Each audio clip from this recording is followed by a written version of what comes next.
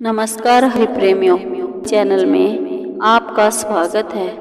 हरि प्रेमियों, कैसे हैं आप? उम्मीद है आप सब अच्छे होंगे। आइए आज का प्रसंग शुरू करते हैं। भाइयों को जिंदा करने के लिए यक्ष ने युधिष्ठिर से पूछे थे प्रश्न।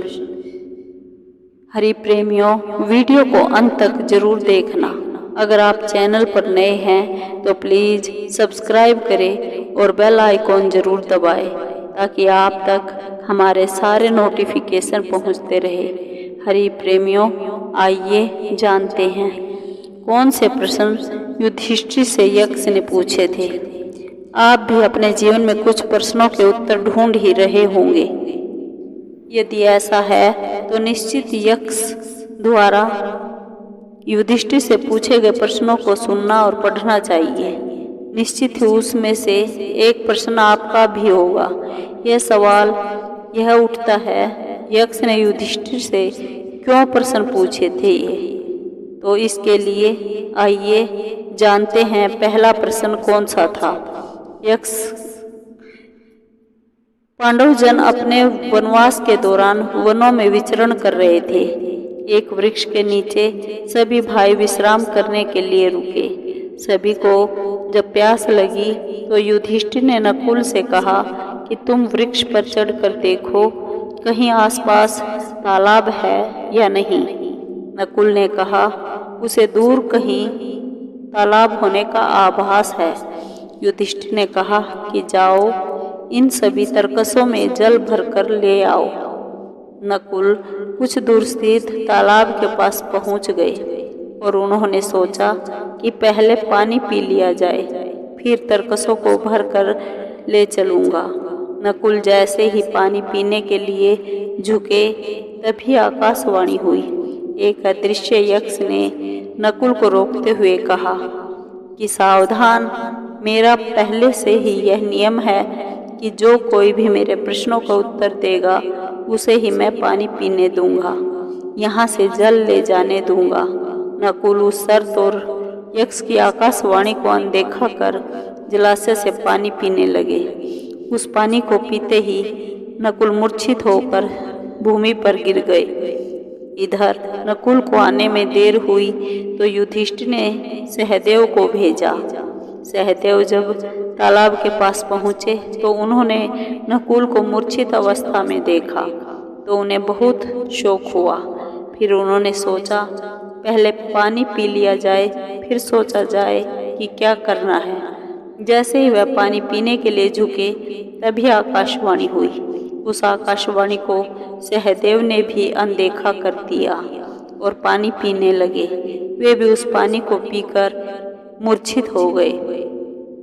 तब युधिष्ठिर ने अर्जुन को भेजा। अर्जुन ने तालाब के पास पहुंचकर दोनों भाइयों को मृत अवस्था में देखा तो उन्होंने तुरंत ही अपना धनुष निकालकर कमान पर चढ़ाया और सब ओर देखने लगे। उन्हें कोई नहीं दिखाई दिया। तब कुछ देर बाद प्यास से व्याकुल अर्जुन ने भी तालाब से पानी पीने के लिए झुके तभी आकाशवाणी हुई, रुको, मेरी आज्ञा के बगैर यहाँ कोई पानी नहीं पी सकता। यदि तुम मेरे पूछे गए प्रश्नों के उत्तर देते हो तो पानी पी सकते हो और ले भी जा सकते हो, अन्यथा नहीं। अर्जुन ने कहा, जरा प्रकट होकर रोको, फिर तो मेरे बाणों से विद्ध होकर ऐसा कहने का साहस भी नहीं करोगे। ऐसा कहकर अर्जुन ने सभी दिशाओं में शब्द भेदी बाण चला दिए। तब यक्ष ने कहा, अर्जुन, इस व्यर्थ के उद्योग से क्या होना है? तुम मेरे प्रश्नों का उत्तर दो और जल पी लो।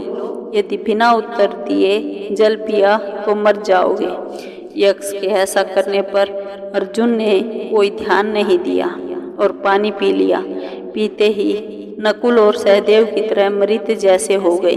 फिर भीम को भेजा। भीम ने भी नकुल, सहदेव और अर्जुन की तरह गलती की। वह भी भूमि पर मूर्छित होकर गिर पड़े। अंत में चिंतातुर युधिष्ठिर स्वयं उस जलाशय पर पहुँचे। उन्होंने देखा कि मेरे चारों भाई तालाब के पास मूर्छित होकर मृत अवस्था में पड़े हैं। यह देखकर युधिष्ठिर बहुत चिंतित होने लगे। वे सोचने लगे, इनको किसने मारा? इनके शरीर पर कोई घाव भी नहीं, यहाँ किसी अन्य के चरण चिन्ह भी तो नहीं। तब युधिष्ठिर को समझ आया, हो न हो इस जल में ही कुछ है। फिर उन्होंने जल को गौर से देखा तो पता चला इस जल का पानी तो स्वच्छ और निर्मल है। फिर ये कैसे मरे? बहुत सोचने के बाद युधिष्ठिर को लगा कि हो न हो यहाँ कोई अन्य जरूर है। यह सोचकर उन्होंने जल पीने के बजाय जल में उतरने का निर्णय लिया और वे जैसे ही जल में उतरे तभी आकाशवाणी हुई, मैं बगुला हूँ, मैंने ही तुम्हारे भाइयों को मारा है। यदि तुम भी मेरे प्रश्नों का उत्तर नहीं दोगे, तुम भी अपने भाइयों की तरह मारे जाओगे। युधिष्ठिर ने ऐसे समय धैर्य दिखाया और कहा, कोई पक्षी तो यह कार्य नहीं कर सकता। आप या तो रुद्र है, वसु है, मरुत है। अपने आप के बारे में पहले बताइए, आप कौन हैं? तब यक्ष ने कहा, मैं कोरा जलचर पक्षी ही नहीं हूँ, मैं यक्ष हूँ। तुम्हारे ये तेजस्वी भाई मैंने मारे हैं। ऐसा कहकर यक्ष हंसने लगा। यक्ष की इस कठोर वाणी को सुनकर भी युधिष्ठिर ने अपने विनम्रता पूर्वक हाथ जोड़कर यक्ष के सामने प्रकट होने का निवेदन किया। तब उन्होंने देखा कि विकट नेत्र वाला यह यक्ष वृक्ष पर बैठा है। युधिष्ठिर ने कहा, मैं आपके अधिकार क्षेत्र की चीज को ले जाना नहीं चाहता। आप मुझसे प्रश्न कीजिए, मैं अपनी बुद्धि के अनुसार इनके उत्तर दूंगा। यक्ष का पहला प्रश्न, सूर्य को कौन उदित करता है? उसके चारों ओर कौन चलते हैं? उसे अस्त कौन करता है और वह किस में प्रतिष्ठित है? युधिष्ठिर का उत्तर, ब्रह्म सूर्य को उदित करता है, देवता उसके चारों ओर चलते हैं, धर्म उसे अस्त करता है और वह सत्य प्रतिष्ठित है। ब्रह्मा विष्णु महेश नहीं, अर्थात वह परमपिता परमेश्वर सर्वोच्च शक्ति ही है, जिसके कारण यह संपूर्ण संसार चलायमान है। वही सूर्य को उदित करता है।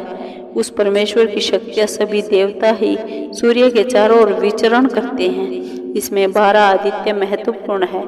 धर्म सभी को धारण करने वाला, सभी का स्वभाव और यम देव की उसे अस्त करते हैं। सत्य ही वह प्रतिष्ठा है, परमेश्वर ही सत्य है। यक्ष, पृथ्वी से भी भारी क्या है? आकाश से भी ऊंचा क्या है? युधिष्ठिर, माता पृथ्वी से भारी है, पिता आकाश से भी ऊंचा है। यक्ष, हवा से भी तेज चलने वाला क्या है? तिनकों से भी ज्यादा असंख्य क्या है? युधिष्ठिर, मन हवा से भी तेज चलने वाला है, चिंता तिनकों से भी ज्यादा असंख्य होती है। यक्ष, रोगी का मित्र कौन है? मृत्यु के समीप व्यक्ति का मित्र कौन है? युधिष्ठिर, वैद्य रोगी का मित्र है, मृत्यु के समीप व्यक्ति का मित्र ही दान है। यक्ष, यश का मुख्य स्थान क्या है? सुख का मुख्य स्थान क्या है? युधिष्ठिर, यश का मुख्य स्थान दान है, सुख का मुख्य स्थान शील है। यक्ष, धन्य पुरुषों में उत्तम गुण क्या है? मनुष्य का परम आश्रय क्या है? युधिष्ठिर, धन्य पुरुषों में उत्तम गुण कार्य कुशलता, दान मनुष्य का परम आश्रय है। यक्ष, लाभों में प्रधान लाभ क्या है? सुखों में उत्तम सुख क्या है? युधिष्ठिर, निरोगी काया सबसे प्रधान लाभ है, सबसे उत्तम सुख है संतोष। यक्ष, दुनिया में श्रेष्ठ धर्म क्या है? किसको वश में रखने से मनुष्य शोक नहीं करते? युधिष्ठिर, दया दुनिया में श्रेष्ठ धर्म है, मन को वश में रखने से मनुष्य शोक नहीं करते। यक्ष, किस वस्तु को त्याग कर मनुष्य दूसरों को प्रिय होता है? किसको त्याग कर शोक नहीं होता? युधिष्ठिर, अहंकार को त्याग कर मनुष्य सभी को प्रिय होता है, क्रोध को त्याग कर शोक नहीं करता। यक्ष, किस वस्तु को त्याग कर मनुष्य धनी होता है? किसको त्याग कर सुखी होता है? युधिष्ठिर, काम वासना को त्याग कर मनुष्य धनी होता है, लालच को त्याग कर वह सुखी होता है। यक्ष, मनुष्य मित्रों को किस लिए त्याग देता है? इनके साथ की हुई मित्रता नष्ट नहीं होती। युधिष्ठिर, लालच के कारण मनुष्य मित्रों को त्याग देता है। सच्चे लोगों से की हुई मित्रता कभी नष्ट नहीं होती। यक्ष, दिशा क्या है?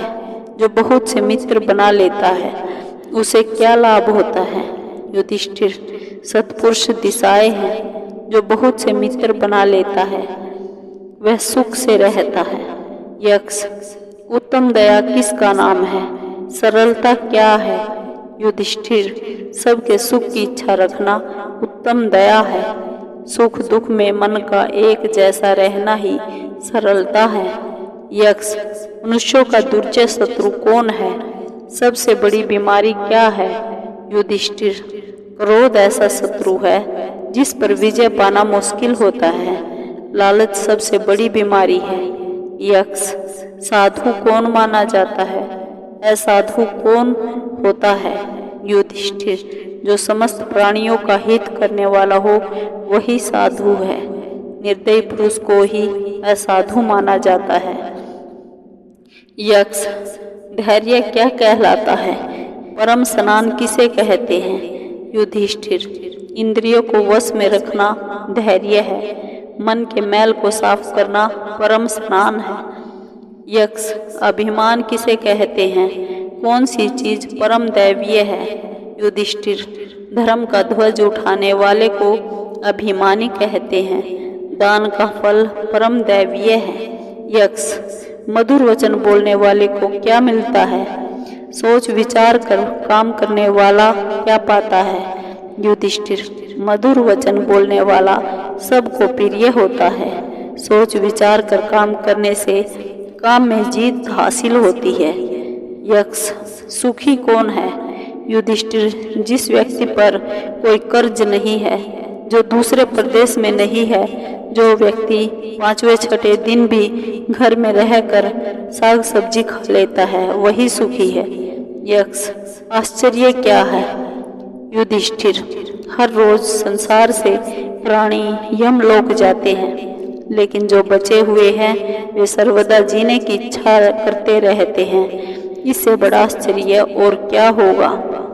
यक्ष, सबसे बड़ा धनी कौन है? युधिष्ठिर, जो मनुष्य प्रिय अप्रिय सुख दुख अतीत भविष्य में एक समान रहता है वही सबसे बड़ा धनी है। ये थे यक्ष और युधिष्ठिर के आपस के सवाल और जवाब। हरि प्रेमियों, आपको ये वीडियो कैसी लगी? अगर आपको वीडियो अच्छी लगी हो तो लाइक कीजिए, शेयर कीजिए और कमेंट जरूर कीजिए, सब्सक्राइब कीजिए। धन्यवाद।